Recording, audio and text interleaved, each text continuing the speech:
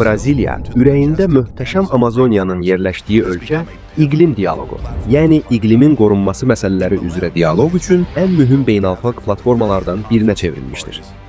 Belem şəhərində dünyanın hər yerindən nümayəndələr Birləşmiş Millətlər Təşkilatının Tərəflər Konferansının 30-cu sessiyasında COP30-da bir araya gəlmişdir.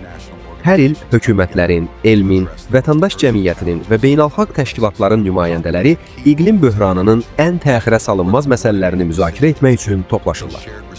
COP müasir qlobal çağırışlara cavab olaraq razılaşdırılmış qərarların qəbul edildiyi və tərəflərin məsuliyyətinin müəyyənləşdirildiyi əsas beynəlxalq platforma kimi mühüm rol oynayır.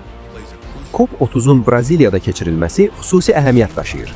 Haqlı olaraq planetin ağciyərləri adlandırılan Amazoniya, qlobal iqlim sistemində əsas rol oynayır. Eyni zamanda bu region meşələrin qırılması, ətraf mühitin çirklənməsi və sənaye məqsədli istifadə səbəbindən böyük təzyiq altındadır. Tədbirin məkanının seçilməsi qlobal iqlim siyasətinin regional reallıqla nə qədər sıx bağlı olduğunu nümayiş etdirir.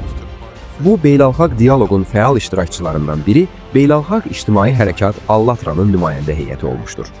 Hərəkatın nümayəndələri tədbirlərdə iştirak etmiş, siyasi liderlər, diplomatlar, alimlər və müxtəlif ölkələrdən olan təşkilatlarla danışıqlar aparmış, müzakirələrə öz elmi tədqiqatlarının nəticələrini təqdim etmişlər. COP30 çərçivəsində Allatra Qlobal Tədqiqat Mərkəzi mikro və nanoplastikin ətraf mühitə, iqlimə və insan sağlamlığına təsiri ilə bağlı aktual tədqiqat nəticələrini təqdim etmişdir. Təqdimat Egypt The Dream Foundation for Development and Innovation ilə birgə təşkil olunmuşdur. Nəticələr Allatra'nın prezidenti və qlobal təhdidlər üzrə ekspert Marina Ovtsinova, həmçinin bioinformatika üzrə ekspert Aleksandr Masny tərəfindən təqdim edilmişdir. Əsas mövzu nanoplastikin elektrostatik yük toplamaq qabiliyyəti olmuşdur. Bu proses molekulyar səviyyədə bioloji prosesləri pozar və sağlamlıq üçün uzun müddətli nəticələrə səbəb ola bilər. Təqdim edilən məlumatlar göstərir ki, nanoplastik təkcə torpaqlarda, su hövzələrində və atmosferdə deyil, həm də canlı orqanizmlərə hüceyrə səviyyəsinədək nüfuz edir. Orada o, iltihabi reaksiyalar, oksidləşdirici stres və mitoxondrial disfunksiya yarada bilər. Eyni zamanda aparılan analizlər göstərir ki, nanoplastik iqlim baxımından əhəmiyyətli proseslərə də təsir göstərə bilər. Bu isə indiyədək beynəlxalq iqlim strategiyalarında demək olar ki, nəzərə alınmayan bir aspektdir. COP30-da həmçinin nanoplastik biosferdə molekulyar təsirdən planetar böhranadək adlı məruzə təqdim edilmişdir. Bu məruzə nanoplastikdən qaynaqlanan qlobal risklərin kompleks icmalını təqdim edir və molekulyar səviyyəli məlumatları planetar nəticələrlə əlaqələndirir. Təqdimat böyük maraq doğurmuş və konferans iştirakçıları arasında fəal müzakirələrə səbəb olmuşdur. Bir çoxları bu tədqiqatın beynəlxalq elmi diskusiyaya mühüm töhfə verdiyini və ətraf mühitin və sağlamlığın qorunması üçün yeni perspektivlər açdığını qeyd etmişdir. Elmi çıxışlarla yanaşı, Allatra nümayəndə heyəti yüksək vəzifəli beynəlxalq nümayəndələrlə çoxsaylı danışıqlar aparmışdır. Onların sırasında COP29-un prezidenti Azərbaycanın ekologiya naziri ilə keçirilən görüşdə artan seismik aktivlik, təbii fəlakətlər və Xəzər dənizində baş verən dəyişikliklər müzakirə edilmişdir.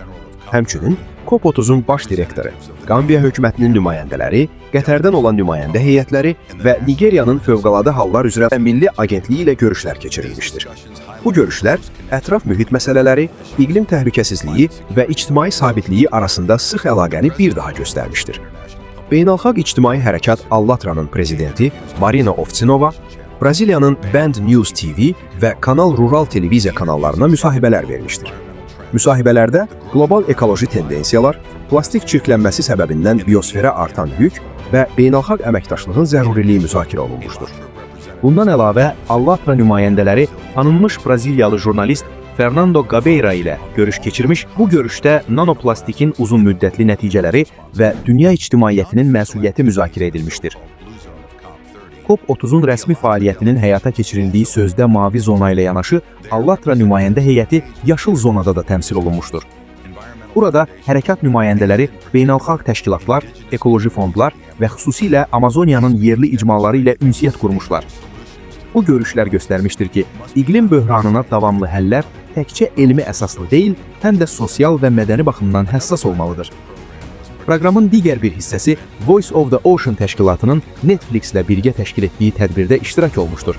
tədbirin mərkəzində okeanların vəziyyəti və plastik çirklənməsinin artan təhlükəsi dayanmışdır. Allatra Qlobal Tədqiqat Mərkəzinin ekspertləri, tanınmış dəniz tədqiqatçıları, o cümlədən Şurman ailəsinin üzvləri ilə elmi məlumatlar və müşahidələr mübadiləsi aparmışlar. COP30-da iştirak bir daha nümayiş etdirdi ki, elm, siyasət, media və vətəndaş cəmiyyəti arasında dialoq son dərəcə vacibdir. Allatra tərəfindən təqdim olunan analitik hesabatlar qlobal müzakirələrə dəyərli töhfə kimi qiymətləndirilmişdir.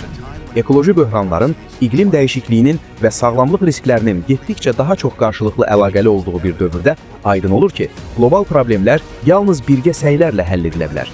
Amazoniyanın kənarında yerləşən Belem şəhəri bir neçə gün ərzində bu qlobal məsuliyyətin görüş məkanına çevrilmişdir. COP30 planetimizin ekoloji hədlərinə, bəşəriyyətin necə yanaşacağını və gələcək nəsillərə hansı irsi qoyacağını müəyyən edən uzun müddətli prosesin bir hissəsidir.